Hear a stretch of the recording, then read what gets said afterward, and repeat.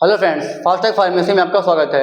RRB paramedical 2025 का हम 10 most important question लेकर के आए हैं जो लास्ट कुछ ईयर्स में पूछे गए हैं।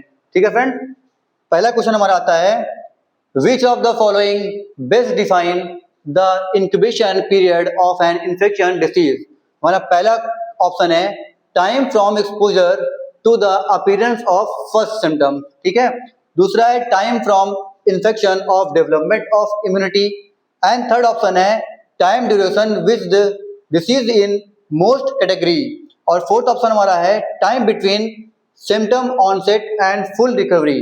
तुम्हारा राइट आंसर क्या होगा?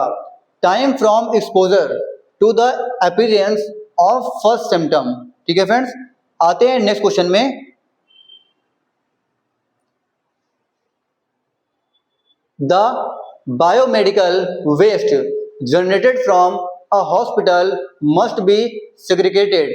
तो पहला ऑप्शन हमारा है इसमें at the point of generation, after collecting them from all source, once it reaches the area of disposal, और फोर्थ है only at the end of the day।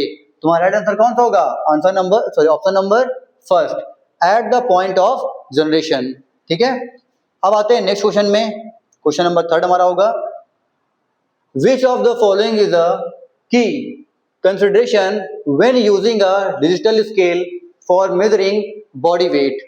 तुम्हारा पहला ऑप्शन है weigh the individual without shoe only, और second option है measure weight at different time during the day।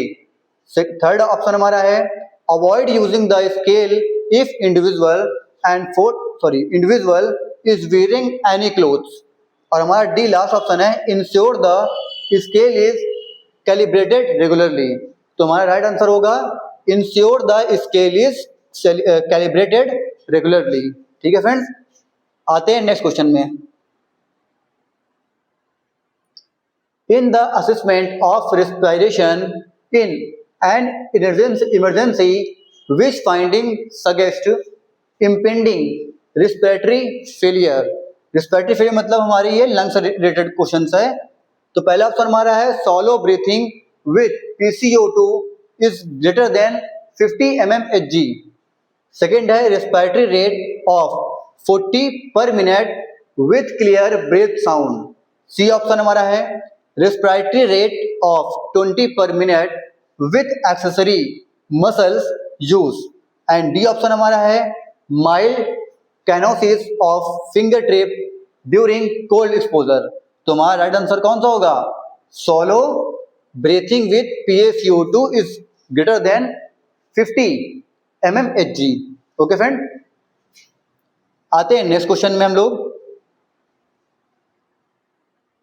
In what situation is assent from a child required in addition to parental constant. ठीक है, तो इसका मतलब क्या हमारा? पहला ऑप्शन है if the child undergo surgery, if the child is over the age of 7, if the child is physical injured, if the child is accompanied by a sibling. तो हमारा राइट आंसर कौन सा होगा? If the child is over the age of 7। ठीक है, वो 7 of the year होना चाहिए। फिर नेक्स्ट क्वेश्चन हमारा आता है, which category of biomedical waste pose the highest risk of transmitting infections disease। तुम्हारा इसमें ऑप्शन दिया हुआ है एक्सपायर्ड फार्मास्यूटिकल्स, दूसरा है sharp needle blades etcetera, C number है radio active waste, and D है जनरल नॉन हजार्डस वेस्ट। तुम्हारा राइट आंसर क्या होगा? Sharp needle and blade etcetera. ठीक है, आते हैं अब next question. Which of the following is considered a social determinant of health that significantly affects hygiene practice in a community? तुम्हारा option दिया हुआ है एक्सेस टू इंटरनेट, दूसरा है cultural belief, availability of clean drinking water, and fourth है transportation facility. हमारा right answer कौन सा होगा? Culture belief. ठीक है, फिर आते हैं नेक्स्ट क्वेश्चन हमारा,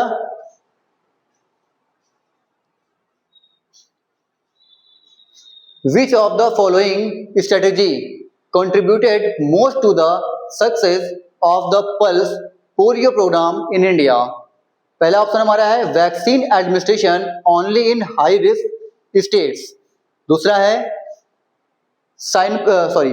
सिंक्रोनाइज्ड नेशनल इम्यूनाइजेशन डेज, जिसको बोलते हैं NIDs, NIDs targeting all children under 5।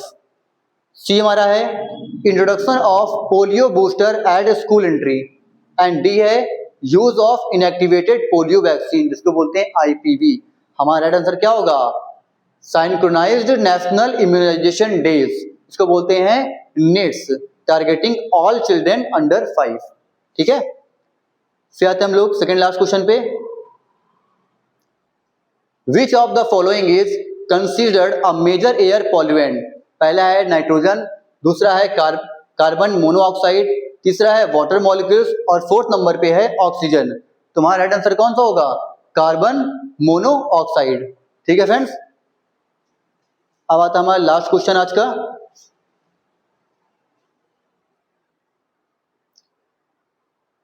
Biomedical waste is a waste generated during, कब वेस्ट होता है ये?